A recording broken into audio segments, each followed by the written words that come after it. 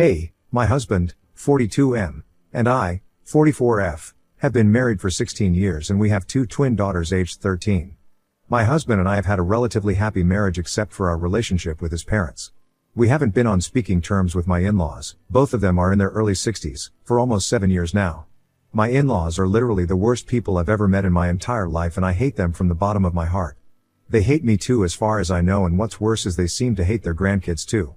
I hate to say it, but they'll pretty much bully anything and anyone that they don't like. They never liked me, so as a result they don't like our kids either.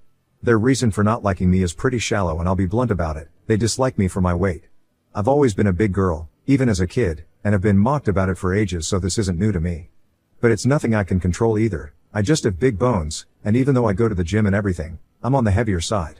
It's just how I'm built and has nothing to do with my diet, exercise, or overall health.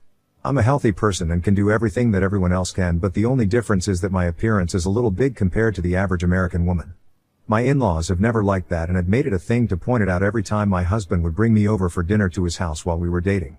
They cut it out after a while, presumably after my husband spoke to them about the little digs they'd take at me because I'd told him after the first couple of meetings that I didn't appreciate them making comments regarding my weight.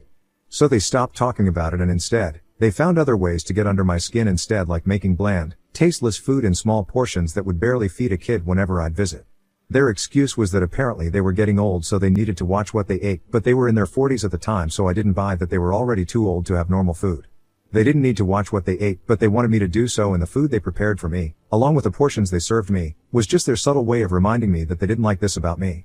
Of course, along with my appearance, there were several other things that they didn't like about me either. They didn't like where I came from, since my parents are cattle farmers from Minnesota and my in-laws have their own business, are a lot better off than our family, and are more urban or whatever. I'm also kind of shrill, so my mother-in-law would often make faces whenever I'd get too excited about something while talking to them and then put a finger in her ear to show that I'd been too loud. It was all these little, subtle things that really got to me, but I still didn't say anything since I didn't want them to have another excuse to hate me, like maybe I'm too sensitive for them. So I learned to be less myself whenever I was around them, and my husband just kept apologizing for it over and over again but never left his parents either. Then we got married and his parents started disliking me even more than they already did, and the jibes at me started getting less and less subtle. It stopped for a while when I was pregnant, but after the birth of my daughters, they came back to their original form. And how? My daughters are also like me, they're big boned, and even though they're completely healthy, they're also kind of big. When they were babies, they were really chubby anyway, so nobody could tell, but as they grew older, it became clear that they'd taken after me when it came to their body. I didn't mind it since my grandmother, mother, and I were all built the same way, so this ran in my family and I'd been expecting this. So had my husband, but for some reason, my in-laws were surprised that our daughters weren't the petite and skinny grandkids they'd been expecting. They'd already made a lot of fun of me during my pregnancy since I was really big, which was obviously because I was carrying twice the number of babies. Right after the kids were born, they came after me and started bugging me about losing the pregnancy weight and would constantly bother me with tips that I never asked for and I'm sure were no good anyway. Then a couple of years after the kids were born, they started bullying the kids when they were literally just 5 or 6 years old. They'd tell the kids that they'd grow up to be fat monsters if they didn't stop eating, and actually scared them into refusing food. They'd also teach my daughters to be soft-spoken by glaring at them every time they dared to laugh out a little too loudly or shriek with joy, which is not something that a kid should be rebuked for. A couple of years passed like that until I finally had enough of it. It was disgusting, and it got to a point where I just couldn't put up with this behavior of theirs anymore. I told my husband that he could either cut ties with his parents or I'd leave with the kids, because this wasn't the kind of environment I wanted them to grow up in, where they were not allowed to do anything they wanted to and were not even allowed to be kids. Up until that point, every time I'd talk to my husband about these things, he'd promise me that he'd talk to his parents and make it all right, but I'd had enough, and his parents were clearly not inclined to change their behavior. So I had to give him that ultimatum, and that's when he finally confronted his parents for good. Then they ended up getting into the nastiest spat with him, and that was it. We didn't speak after that. It's been 7 years since then, and we act like they never existed at all, and my children are also better off for it. But then 3 days ago, on New Year's Eve, my husband told me that he was going to take me and the kids to this great, new place, but he wanted to keep it a surprise, so we didn't ask more about it. We dressed up and left towards the evening, and we were all excited since we thought we'd be going to a new restaurant or something like that, but soon enough, I realized that the route that we were following was the one that led to his parents' house. It had been 7 years and we'd moved around quite a bit, but I could still recognize that neighborhood as soon as it hit me. I told my husband to pull over and he obeyed, probably because he'd sensed that I'd realized what was going on. The two of us got out of the car so the kids wouldn't be able to hear anything, and then, I totally tore into him for lying to us and then trying to manipulate us into visiting his parents even after all that had happened. He explained to me that his parents had contacted him just a couple of weeks ago to apologize for their behavior in the past, and since his mother had just been diagnosed with stage 3 liver cancer, She really wanted to make everything right before it was too late. He had tears in his eyes while telling me all of this and even showed me the chats where his parents had apologized and told me that if I didn't want to come with him even after this, he'd be okay with it, but he just wanted me to think about all of this with a cool head and reconsider.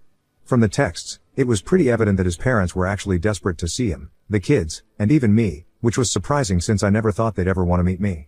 My husband even called them to convince me of it, and when I spoke to them on the phone, they were pleading and begging me to come see them, so I felt bad and I agreed that we could go see them just this once. Only because they were so desperate, and it sounded like they were actually willing to make amends this time around. It had been 7 years anyway and my kids were older, so I even asked them once we were back in the car if they wanted to see their grandparents.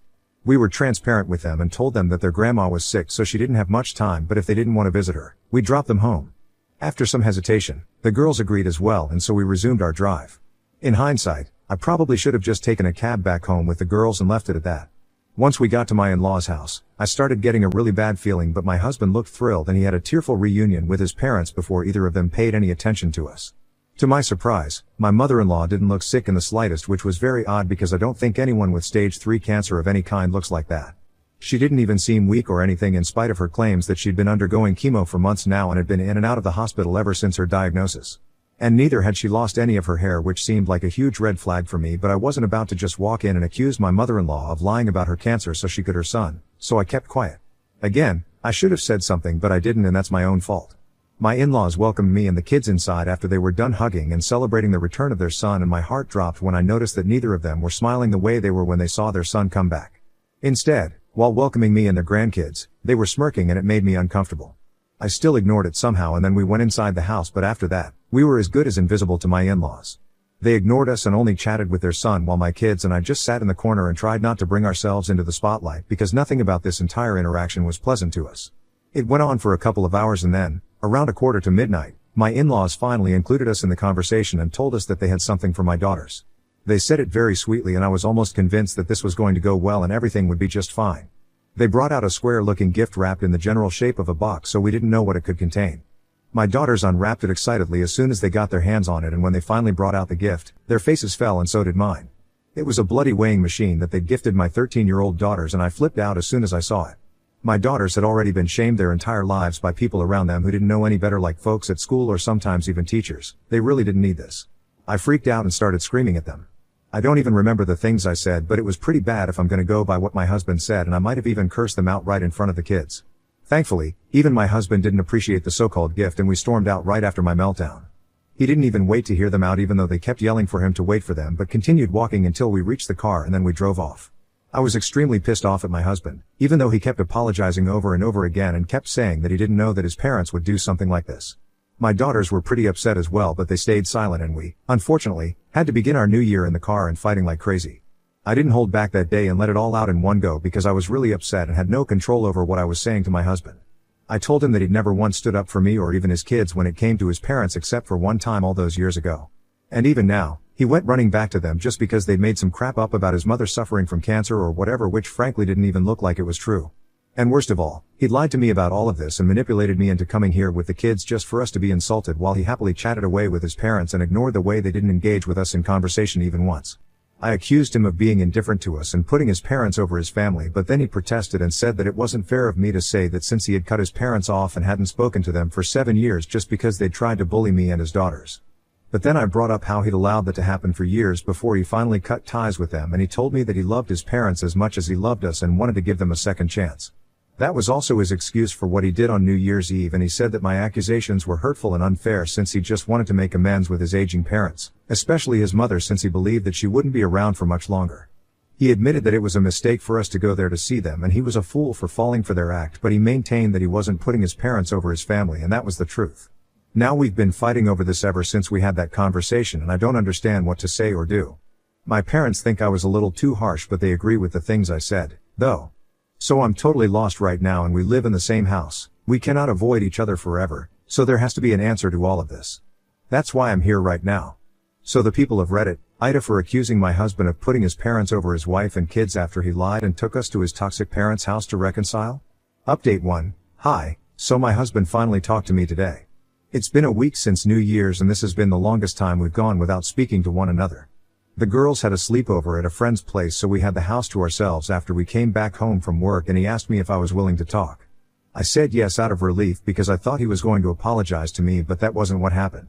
Instead, he told me that he was still really hurt about what I had told him the other day in the car because he strongly feels that he's never put his parents and his relationship with them above the emotional well-being of his children, and once again brought up how he'd severed ties with them 7 years ago because of all the bullying and stuff, and added the recent incident, saying that he also hasn't talked to his parents after what happened on New Year's Eve.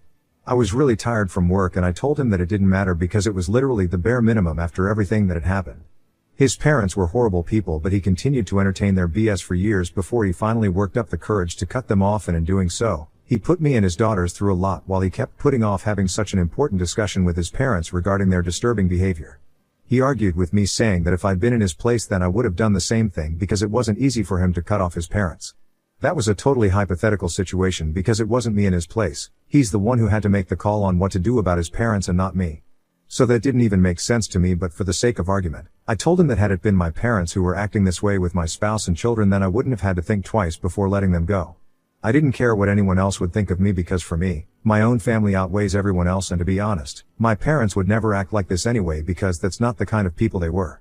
And if they had turned out to be such nasty people, then I would have cut them off in a heartbeat. When I said that to my husband, he got all defensive and told me that it was easy for me to say because I wasn't in the same position as he was, and he was right. I wasn't, because my parents are decent, loving people and don't go around bullying people for their appearance.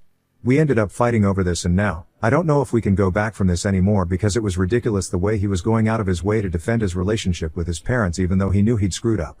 I'd stayed with him so long because I didn't want to give up on our relationship over disagreements with my in-laws, and because I loved him more than myself. But now it's not the same for me, and there are kids involved. I'd stayed with him in the past too, even after the kids were born, because I didn't want to drag them into a custody battle when they were so young. They're older now, and hopefully, if my marriage falls apart, then they'll be able to deal with it better emotionally, because I can't see any way out of this where both of us end up on the same page. He and I really can't see eye to eye on this, and this is kind of a major thing. We can get over all our minor petty arguments, but this is something I cannot just move on from so easily. And if I'm being really honest, even if he comes around and apologizes to me, tells me that he was wrong and he screwed up, even then I don't think I'll be able to go back to seeing him the same way I used to. In these past few years, I feel like I've become a doormat and I'm being pushed around by everyone. Sometimes it's my husband, sometimes it's my kids, and sometimes it's my own parents, and everyone's just constantly telling me what I have to do and getting mad if I disagree. I can't keep everyone happy, and it's about time I learnt that, even if it has to be the hard way. I'm just really, really sick and tired of whatever's going on right now, and I need a break. I love my husband, or at least I used to. I don't know how I feel about him right now. I love my daughter, but they're in their angsty teen phase right now and get mad at me over the smallest stuff. They're always embarrassed by me and seem to want to hide me away all the time. I get that all teens go through this phase, but I still feel sorry about myself because these are my babies. And even my parents can be kind of overwhelming sometimes, so that's also a thing. I've just been very lost for the last couple of years, and now I want to do what's best for myself. My husband left after the fight and told me that he'd be spending the night at a friend's place until he cooled off, and I didn't try to stop him either. After I'm done with this post, I'm going to run a hot shower, pour myself some wine, and put on some tacky reality TV show that I'll watch until I fall asleep on the couch. I need a break, and this is what I'm gonna do for myself now. I'm done. Update 2. My husband came back this morning, and so did my kids.